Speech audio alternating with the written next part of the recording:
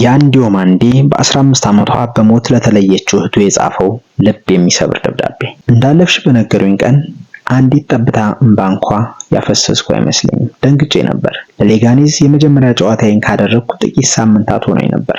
በ18 ዓመቱ ሪያል ማድሪድ ጋር የመጀመሪያ ጨዋታውን የሚያደርግ ማን አለ? እብደት ነበር፣ ህልም ነበር። ከዚያም በድንገት ወደ ቅዠት ተቀየረ። ከአገር ቤት ያለ ሰው ደጋግሞ ይደውልልኝ ነበር። ተበሳጭቼ ነበር። ለምን እንደሚወተውቱኝ አልገባኝም ነበር። መለስኩላቸው። እነሱ ግን ነገሩን ለማለስለስ እንኳን አልሞከሩም። አገር ቤት ምን እንደሆነ ታውቃለህ? እህት አልፋለች። ምን? ሞታለች። ስለምን እያወራችሁ ነው? አንድ ሰው በአንድ ድግስ ላይ መጠጧ ውስጥ የሆነ ነገር ጨመረባት። ከዚያ በኋላም ደግማ አልነቃችም። አልፋለች። 15 ዓመትሽ ነበር።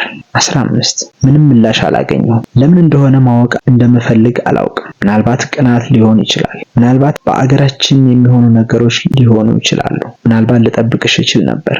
አላውቅም። በእግዚአብሔር እቅድ ለማመን ጥራለሁ። ማድረግ የምችለው ብቸኛው ነገር እሱን ነው።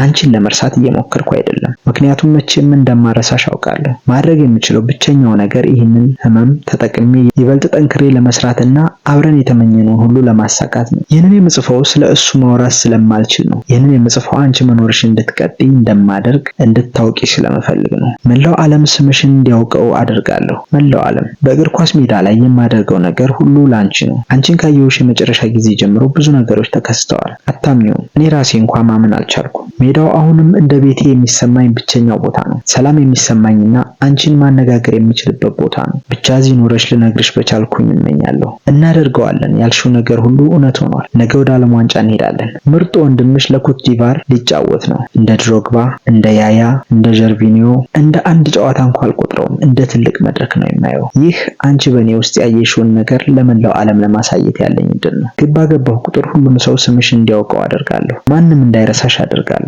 የተነበየሽውን ትንቢት እውነት አደርገዋለሁ እላለሁ። ትክክለኛ የእግር ኳስ ጫማ እንኳን ሳይኖረኝ ፊት ለሁሉም ሰው ወንድሜ በዓለም ላይ ምርጡ ይሆናል ትይ ነበር። ትክክል እንደነበርሽ አረጋግጣለሁ።